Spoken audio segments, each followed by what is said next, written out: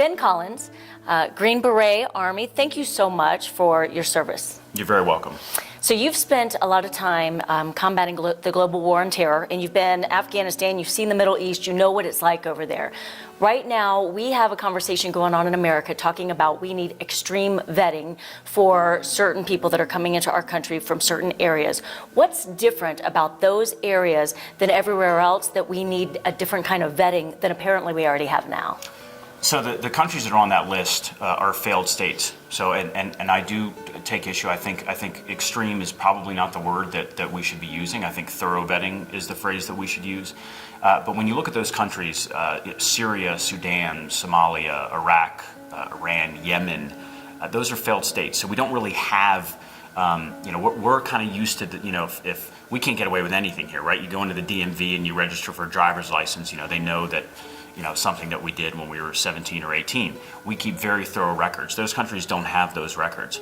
So the ability to track whether a citizen went from, say, Sudan, which has a high degree of Islamic fundamentalism, over to Syria or Iraq and fought with ISIS and then came back to Sudan and then applied for refugee status, there is no way to recognize whether or not this person had traveled to those countries, what they had done there. So a lot of the refugees just show up with just absolutely no documentation whatsoever. Other countries like Saudi Arabia, they do have a very thorough tracking system of their citizens. We do share information whether this person has gone to one place or another. So the most important thing is we don't have the ability to get information on the citizens from those countries because they don't have any reliable documentation. So you say it's a failed state. Why don't they have? Why are they a failed state? Well, number one, corruption. Number two, war. Look at Syria. I mean, Syria is an absolute travesty right now. I mean, it is, I think, the largest humanitarian crisis since World War II. But look at photos of certainly these cities. Aleppo. They don't have. There is no DMV anymore there. Mm-hmm. ISIS, when they went into certain areas, they took over passport offices. So ISIS was able to create false passports. And there's nobody that's going after them because there's no real legitimate police force. Wow, okay. So the same with Iraq. So they're failed states in the sense that there is no standing government that is running government services effectively to a point that we understand where they're coming from or where they've been.